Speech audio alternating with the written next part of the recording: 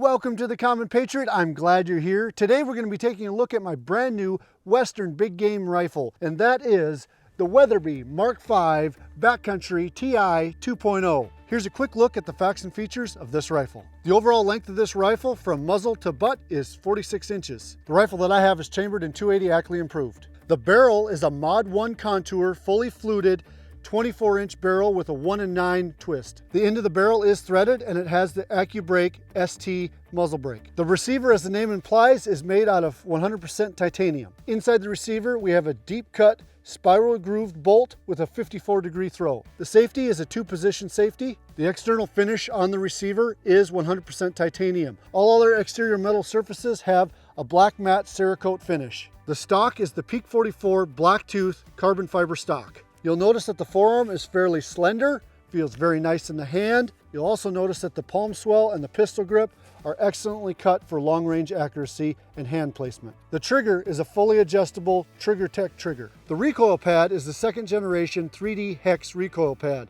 You'll notice the hexagonal shape within the recoil pad. That is meant to collapse during recoil, helping to mitigate perceived recoil to the shooter. The magazine capacity for the 280 Ackley improved chambering is 4+1. The bottom of the receiver has a dropout so you can easily unload your rifle. That's already a lot of features, but the best part is that this gun comes out of the box in this chambering at 4.9 pounds. On top, I've mounted a Vortex Razor HD LHT 4.5 by 22 by 50. First focal plane rifle scope. With this scope at 21.7 ounces, the rifle at 4.9, and the rings and bases at 2.6 ounces, this rifle, fully set up as you see here, is 6.4 pounds. That's less than most rifles without an optic. I just told you a lot about this rifle, but I haven't shot it yet. So let's put it on the bench and put some rounds through it. I shot 3 rounds, got the gun pretty much sighted in, but I haven't shot a group yet. So I put my chronograph out there so I can chronograph these rounds. I'm shooting the Federal Premium Berger Hybrid 168 grain bullet in the 280 Ackley improved. Let's shoot a group, see what it does. We'll go check it out after we shoot.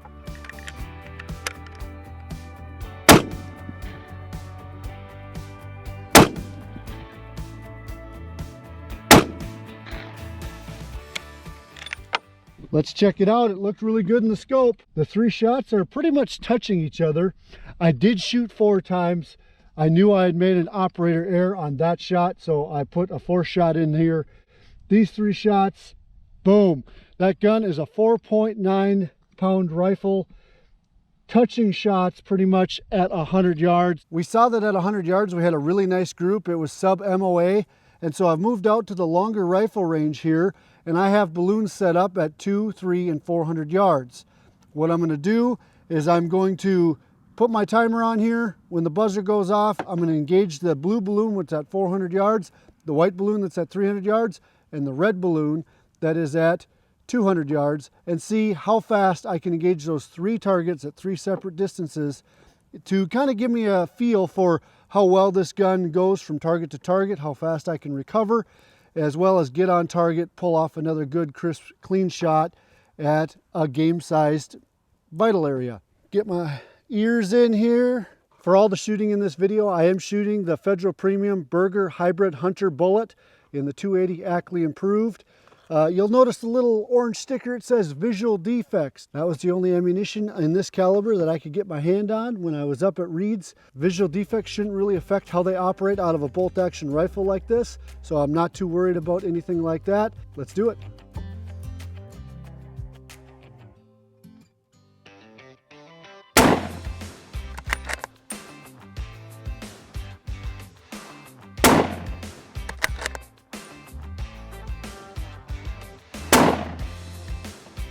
There we go.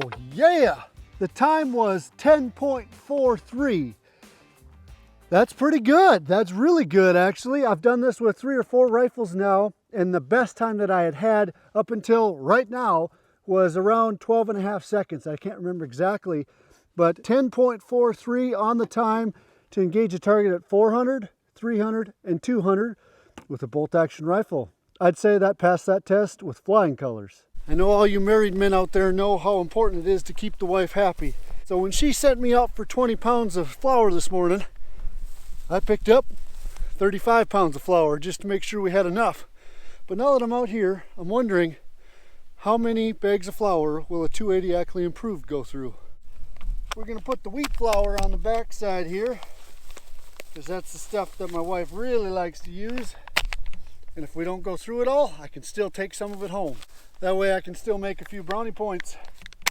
Can always use a few of those. Pillsbury's Best, right there. Hashtag not a sponsor. We got 7 bags of 5-pound flour. I never guessed this right, but I'm gonna put a guess in. I want you guys to put a guess in. I'm thinking that it's gonna go through 4. Flour is fairly dense, compact, and bullets don't like substances that are like that. Put your guess in. What do you think? Let's check it out.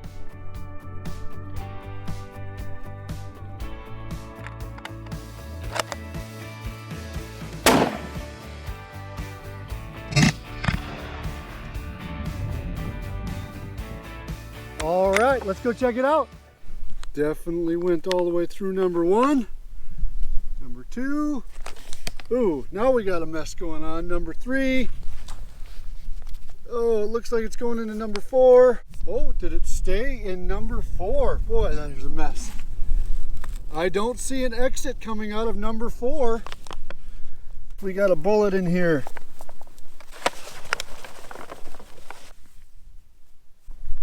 Oh, here we go. There it is. Look at that mangled piece right there. Well, if you guessed 3 bags, you would be correct, because it went through 3, stopped in the 4th bag, and we were able to recover the bullet. Pretty sweet. And honey, you're still gonna be happy. I got 15 pounds of flour. That's why you always buy extra, gentlemen. Kind of going back to my roots right now. I've got a card up here that I'm gonna split at 100 yards. Most of the time when people are splitting playing cards, it's somewhere between 15 feet and 20 yards at the most. I've never attempted a card split at 100 yards, so let's go ahead and give it a shot. Get the sound gears in.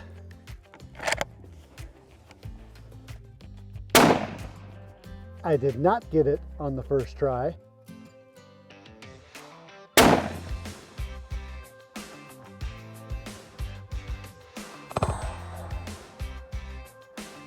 I hit the card. I'm not sure if I split it. Gonna have to go down and take a look. Now, I already said that I didn't get it on the first try, but I want you to guess in the comments, how many tries do you think it took me to split this card? Hey, it looks like this was a split. So the bullet happened to go just across the top. I was aiming a little high. When you're looking at a card at that distance, or even at 20 yards, you can't really see the card. You're just aiming kind of at the crease where you can see the clothespin and up above it. And my shot went a little bit high. That is super cool. I would have liked to get it down here in the middle, and you can see the gap between the star right here and the gap right up here. That bullet did split the very top of the card. I'm gonna call that a win.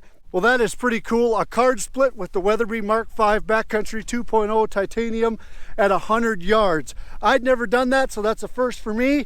I'm having a ball shooting this rifle. As far as I can get on this range right now without going out to 1,000 yards is 500 yards. So let's put one on the 12-inch steel at 500 yards.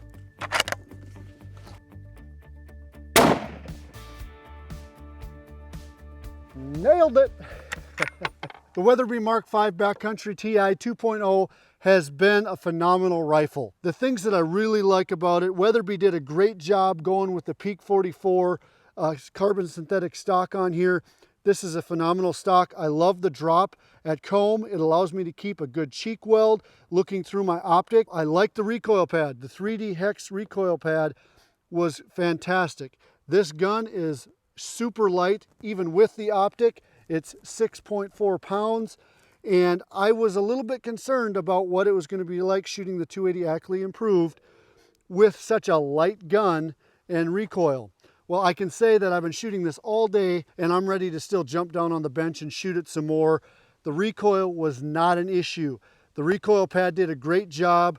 The stock fits me as a shooter really well. One of the other things I like about the Peak 44 stock on this Weatherby is that it has a little bit more girth than normal around the pistol grip and where you put your hand. but it also allows, the way it's cut, it just fits your hand well and allows you to come in with your thumb and rest it there without squeezing the rifle. The accuracy of the rifle was fantastic. As I showed you, we shot sub MOA at 100 yards. I brought it all the way out to 500 yards. That's as far as I took this gun out, and it performed well. One of the things I will mention about it being so light, and you can maybe surmise, is that the gun does want to jump when you're shooting off of a bench in that situation. That's a factor of the weight of it is. And so everything comes with, if you have a light gun, you're going to have some more recoil, even though I didn't notice it in this gun, but you're also going to have a gun that wants to move easier when you're on a bench or when you're shooting it. But that's a trade-off, and you have to expect that. The rifle scope that I put on this rifle fits this gun phenomenally, and it works really well. It's the Vortex Razor HD LHT 4.5 by 22. It's a 21.7 ounce scope, so it's super light, has great magnification, and it's also first focal plane, which I noticed last year. I was running a Vortex Razor last year, but it was a second focal plane scope. Great scope. It was a 2x10. I realized that I wanted more magnification, especially out west where I ended up taking my elk at 400 yards. And so I would have liked a little bit more magnification in that scope, as well as first focal plane, because that way I can use the subtensions in the scope to make my reads and adjustments without being at full magnification, which is typically the case with a second focal plane scope. The titanium receiver in that titanium gray looks fantastic, looks really nice. The bolt looks really nice. It has a nice throw, a nice 54 degree. It's a short throw compared to a standard bolt throw on a bolt action rifle. The safety is probably one of those things that I think could have used a little bit of work. I don't like the sharpness of it, and it doesn't feel good on my thumb when the ergonomics on it don't feel really good. So that is one thing that I don't care for. Another thing that I noticed with the bolt is that when you pull the bolt back, if you're putting sideways pressure on the bolt, that it sometimes feels like it wants to bind. I mean, it is nice and smooth as long as you don't do that. But if you are pulling back and say pulling towards your body, there is some friction there. But if you pull up and pull back, no big deal. Another thing that I did notice is that if you try and slide the bolt forward when you're feeding around, a lot of times there's some resistance there as the round tries to load up into the throat of the barrel. Ultimately, no problem if I just pushed it up. So feeding issues were not a problem unless you were trying to just gently sneak that up if you were in a situation where you're maybe trying to be quiet. But no feeding issues, no extraction issues on this firearm. The Trigger Tech trigger is a great thing that Weatherby went with.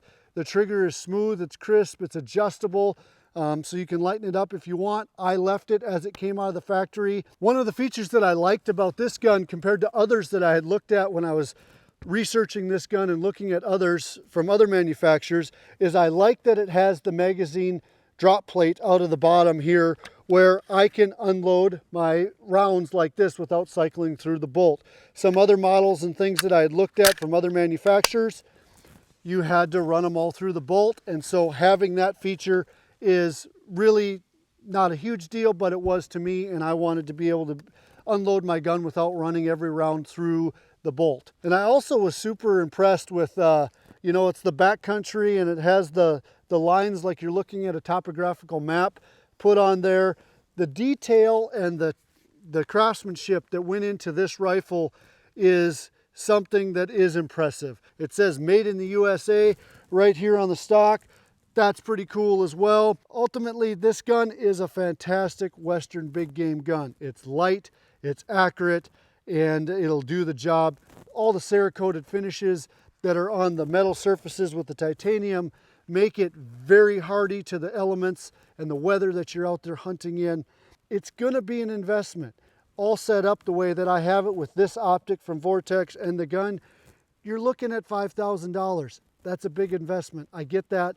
But if you're going out west and you're already doing and spending the money to go out west and intend to for years to come, spending that kind of money to have a gun that you love, that's not going to make it feel like you're carrying a second backpack when you sling it over your shoulder, all makes a big, big difference. I appreciate you all watching the channel. If you're not already a Common Patriot subscriber, please subscribe to the channel. Tell your friends, get some more people over here.